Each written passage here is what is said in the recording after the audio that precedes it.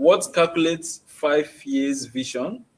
How do you see fintech accelerating in innovation and digital enhancements? Our vision is basically to increase financial literacy in the whole like SME digital business space, and then make financial reporting easy, and then basically connect to all the most common tools, applications, and then make financial reporting and fundraising easy, because those are two really complicated topics.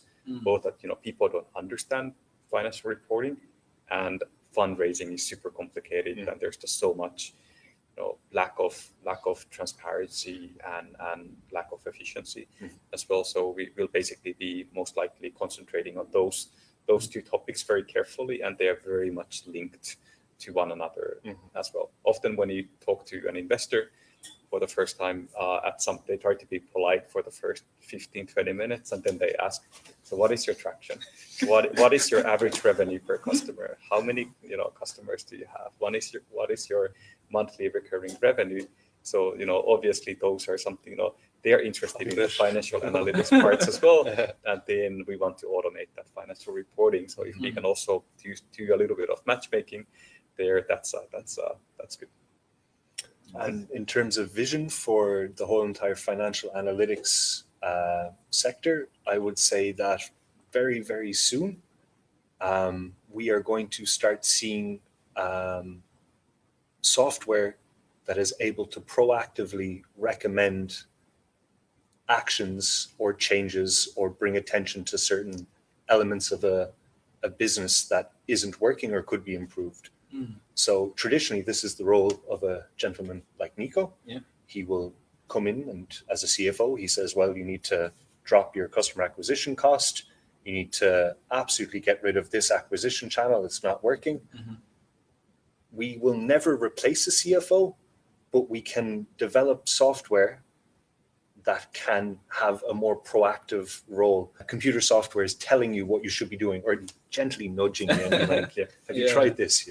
So make better decisions. Make better decisions and grow faster. That's true. So, But that makes a lot of sense, because if you are feeding the system with a lot of data for I don't know how many years ago from different sources, as a human being, I'm not sure you are able to digest, analyze, and make very strategic decision if the data source is like a lot and from I don't know from years ago. So if it goes to the point where your platform, for example, can gather all of this data from all of this platform within a long period of time, and give you like a nudge, hey, you should cut your customer acquisition cost by this percent because of this from this data. Man, that would be so cool for CFOs, But it's even more powerful for a CEO who might not have the training in that. They might be one of the best leaders you've ever seen, but they just don't have the financial savvy to do it. So for them, it's super empowering. For CFOs, it helps them do their job better or easier, more efficient. More efficient. A lot of us, I'm going to use us because we're all involved in startups in some way. We tend to know our product very well. So whether we're designing a social media platform or a music streaming service, we know about those niche areas. But what we very often lack is the financial knowledge to run a business about one of those areas.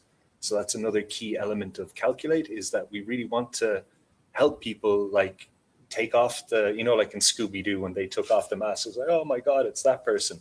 We want to take the mask off and make it not scary and to basically educate people in it and make it accessible. And part of doing that is removing Excel, which is like a complicated nightmare. It's something you have to build yourself. It's something that breaks easily. It's something that's prone to errors.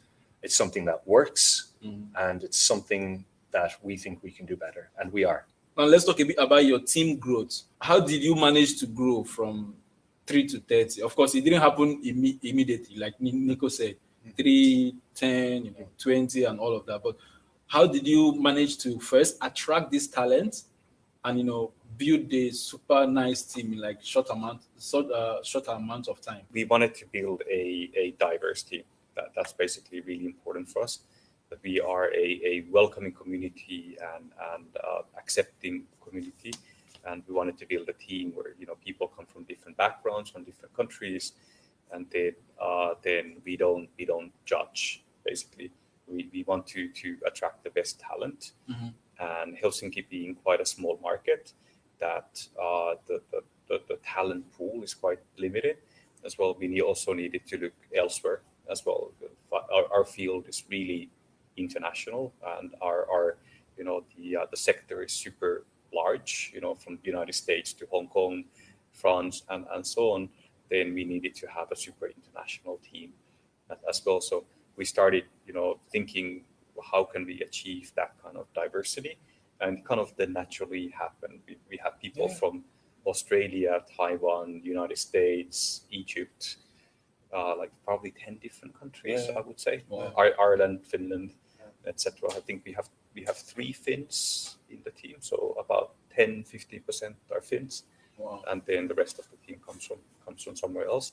And then that's even a little bit off balance concerning our market reach in that sense. But Helsinki is our headquarters.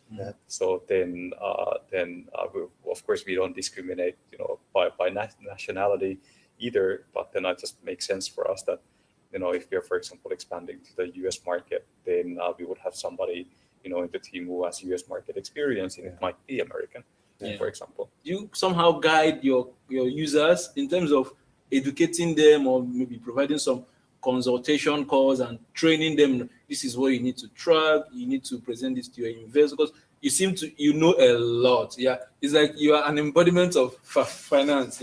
So how can you more or less? Of course, you have the academy for Calqulate, where you share a lot of stuff. We'll come to that.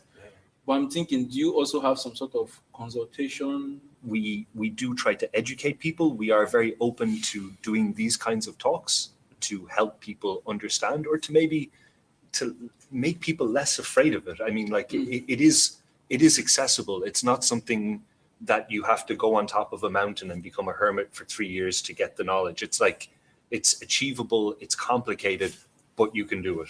And we organize webinars, and we create regularly Calqulate Academy material. And then we're actually just soon launching a really interesting course, like become a startup finance expert in 30 days.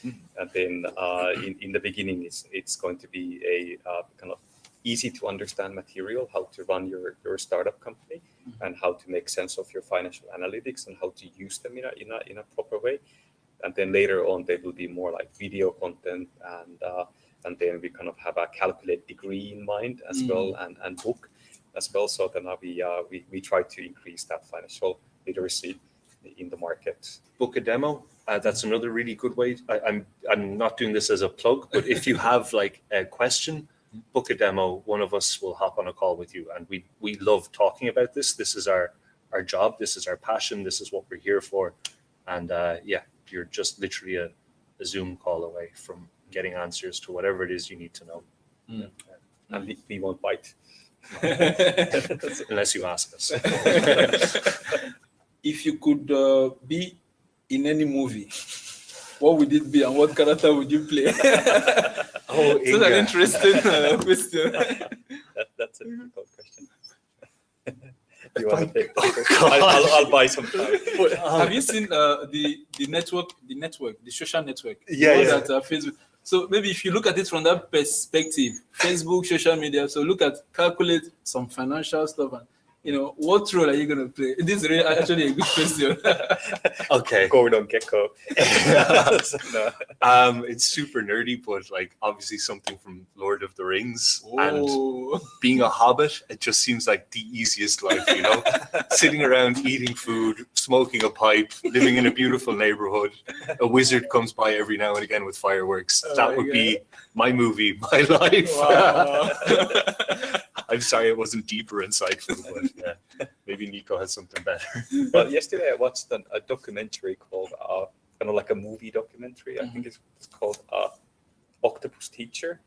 Oh my God, I've seen this. Actually. Yeah, it's great. Yeah. I would like to be that man who stars that documentary movie, and then dive with the octopus and discover the natural world underwater kelp forests, and so calm and beautiful and visual and exciting. There was so much life that I didn't know. Well, at least you didn't want to be the octopus. Yes, So that would be a little scary.